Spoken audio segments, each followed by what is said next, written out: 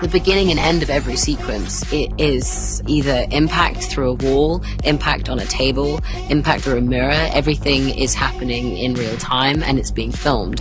And it's a do-si-do between me and my stunties. There's something wrong with me. Just a void. It's an interesting thing to try and explain, the void. It's this thing that Bob doesn't have control over, and once he loses control over it, it becomes this all-powerful kind of wormhole-esque thing. And when you get taken into it, it's essentially a interwebbed series of endless rooms of places that you've experienced the most shame or grief in your life. We wanted the spaces to feel realistic, so when you first see it, you're not quite sure if it's a flashback or you're trapped in the memory, and then later on you discover it's the void spaces, and it's a deliberate design to make it feel boxed in, as if they're trapped. Each character is trapped in their trauma memory.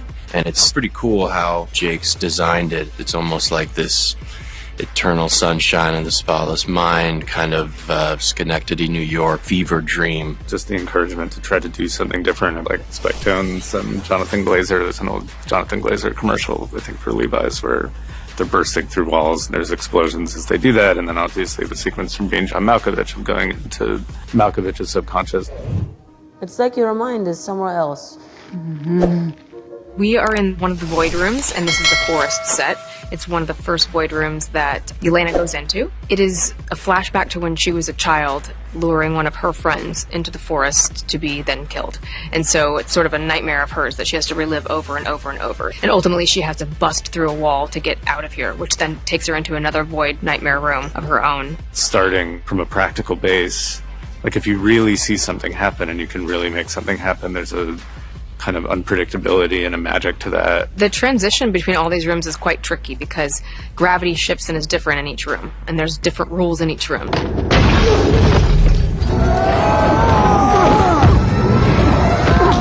So she starts this way, slams through a wall, and then gravity shifts, so now she's falling. And so as far as sizing and timing and how we needed to do that, we really had to prep, you know, with camera and stunt team and effects and everybody to be on par with that. Every team has to work together to do that, like, you know, Dan and Charles and the whole special effects team, and Grace and Heidi and her whole team, you know, just the stunts and the practical execution, getting it all on camera takes so much coordination. They got to run from one side of a set to the other, and we had a